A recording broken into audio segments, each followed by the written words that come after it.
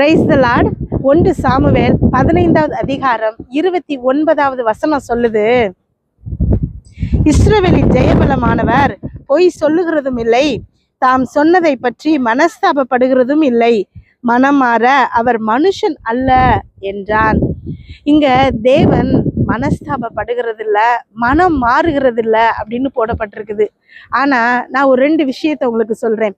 எசேக்கியா ராஜாவுடைய விஷயத்துல, எசேக்கியா ராஜா இறந்து போயிடுவான்னு சொன்னதுக்கு அப்புறம் எசேக்கியா கண்ணீரோடு ஜெபித்து தேவன் கிட்ட வேண்டும் போது மனம் மாறினாரு தேவன். அவனுடைய ஆயுச 15 ஆண்டுகள் கூட்டி கொடுத்தாரு. அதே மாதிரி நினிவே பட்டணத்துல ஜனங்கள் எல்லாம் பாவத்துல இருந்ததுனால அதை அழித்து போடுவேன்னு சொல்லி யோனாவை வச்சு தீர்க்க தரிசனமா உரைத்தாரு.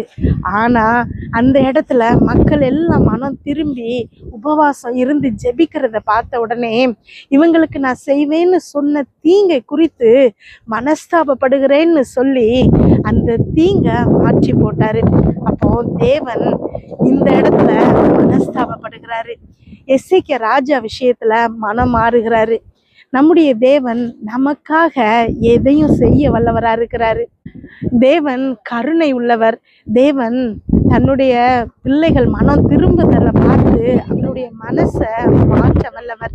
உங்களை குறிச்சு ஏதாவது வார்த்தைகள் வந்திருந்தா, தீர்க்க தரிசனம் உரைக்கப்பட்டிருந்தா, ஐயோ எனக்கு இப்படி ஒரு வார்த்தை வந்துருச்சேன்னு சொல்லி மனம் பதறாதீங்க.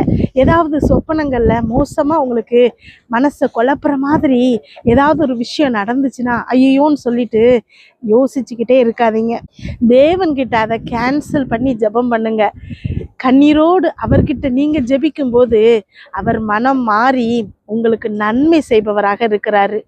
அவர் கருணை உள்ளவர், இரக்கம் உள்ளவர், நீடிய சாந்தம் உள்ளவர். God bless you.